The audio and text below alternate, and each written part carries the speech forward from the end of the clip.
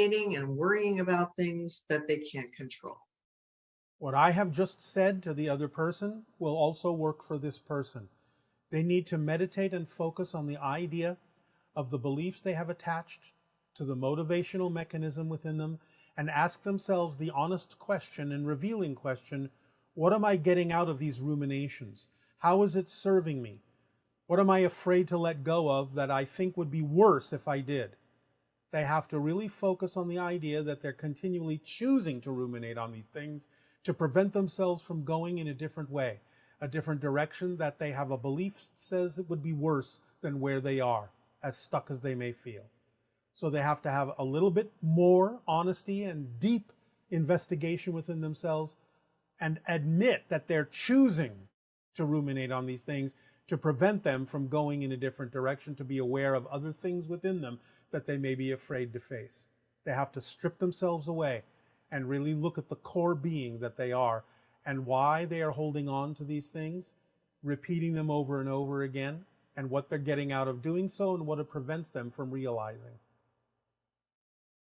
And that idea of rumination, for some people, I think that it's not as strong a compulsion in certain circumstances, but then in other ones, it can be almost like their mind is taking over and they can't stop the rumination.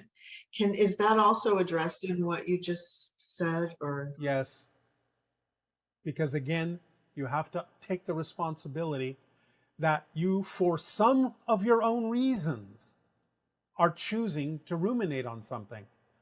Why? What are you getting out of it? What are you learning from it? Anything at all? So the idea is to understand what rumination prevents you from looking at, that you're too afraid to look at on a deeper level within your belief system. And following up on that, for many people, when they're first learning about your information, they find that they have been, in a sense, programmed to talk to themselves a certain way, to create anxiety, to feel like their mind has more power than they do in terms of what they think about these ideas. Can you help us understand what is the mechanism or what happens in childhood that creates that kind of relationship with the conscious mind? And that what your information does to allow the person to let go of feeling controlled, in a sense, by their negative ego? I'm going to be somewhat poetic about this. The idea that you're calling programming is what we might refer to poetically as the darkening of the mirror. Their own mirror has been shadowed, so they are not really fully willing to look at their own reflection because they are afraid of what they will find in the mirror. Being told that the reflection will be representative of their lack of worthiness. So the idea is that their mirror, their internal mirror, has been shadowed to the point where they will be afraid to look at it, to look in it, to really see the true reflection of unconditional love that is pouring back from all that is through the mirror to them. They need to either shatter that mirror and get a new one, or clean that mirror to see the true, childlike, beautiful spark of existence and reflection of all that is that they are, and really let go of all the things that have been told to them, the stories that have clouded the mirror, darkened the mirror, shadowed the mirror. So they need a clean rag of forgiveness, of understanding, and self-love to keep wiping that mirror until they see the beautiful light that is the childlike reflection of all that is that each and every one of you are.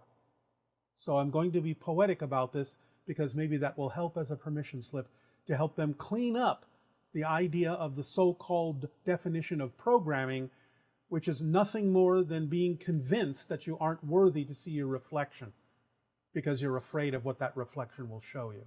When all it really can show you, if you clean the mirror, is your true spark of light, your true self as a reflection of all that is.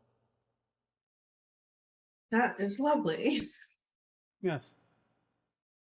And along those lines, some tips are requested for letting go of painful memories that maybe trigger PTSD or those kinds of ideas. I have just given you the tip. Okay.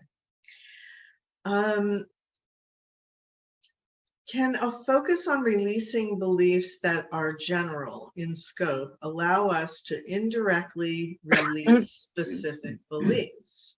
Or is it necessary to focus on releasing specific trauma? Letting go of general beliefs can encourage you to practice letting go of more specific ones. It depends upon the themes of exploration, the person involved, the personality construct, as to whether or not absolute specificity is required in all cases. In most cases, it may be representative of a theme you do need to investigate and explore, but letting go of more general things you believe you can handle to let go of can encourage you and give you the practice you need to let go of more specific things more easily. Okay. And then this person is saying that they keep sabotaging their own success with procrastination and pessimistic doubt. Can you speak on the idea of procrastination and pessimistic doubt about one's own ability to be successful? Everything we have recently just said about the motivational mechanism and the darkening of the mirror applies to this particular situation as well. Okay. And procrastination, is that just anxiety, or are there many different reasons why people procrastinate? Of course there are. Again, fundamentally, it has to do with feeling unworthy or not deserving or unable or ill-prepared, or many of these kinds of belief systems about the self. Procrastination is a choice to not move forward. And whatever reasons a person may give themselves for staying where they are can easily be found with, again, a thorough investigation of their beliefs of what they are afraid will happen if they do move forward. So the idea is, whatever it is they believe is necessary to allow them to move forward, either a complete restructuring of the idea of how they should move forward. This is why imagination is also a form of abundance, because they may come up with a different path than they thought they had to take that can remove the procrastination. Sometimes just a simple assumption of how you think you're supposed to do something, once removed, will allow you to move forward with great speed, because now it's no longer necessary to go down the path you thought you had to go down or should go down because of your training and so on and so forth. So a clear examination of the belief systems of what is truly necessary to move forward can also remove these ideas of impediments that you impose upon yourself that you're calling procrastination. Okay. And this person would like to learn to channel the spirit world the way that Darryl channels you. And they're saying they have the ability, they know we all have the ability for metaphysical communication, but what is the best way to expand ultimately, the question is, how do you expand your communication with your higher mind, which is in its own way channeling the spirit world? Is that correct? Yes, as we have said before, the idea is have the intent to be of service, to not worry about what comes through at first, to gain practice, and have people surround you with questions who really, really wish to know the answers so that they can pull the information through you, like the idea of water seeking its own level or electricity seeking a ground in the people asking the questions. Then you can get your mind out of the way and not worry about what it is you're saying, what it is you don't say, how silly it sounds, how silly you look. Being right all the time or accurate all the time. You need practice. You need to let go and open up and let the people pull the information through you from the higher levels without you worrying about any of those things that most people on your planet are concerned about in terms of what other people think about what they're doing. That's one of the best ways to practice. Have people ask you questions and not care what does or doesn't come through or how it comes through. Just see what happens. You can always give the caveat and the so-called disclaimer, as you say, up front that, look, I don't know exactly what's going to happen here. Something may come through, something may not come through. Something may sound completely ridiculous. Something may feel accurate and turn out later not to be accurate in your estimation. It doesn't matter right now. I am doing this to gain more sensitivity and more awareness of how to connect to the idea of my own higher mind, and I appreciate deeply the opportunity to do so by you asking questions. You're giving me a chance to perform and practice, and that's all that's necessary right now to understand.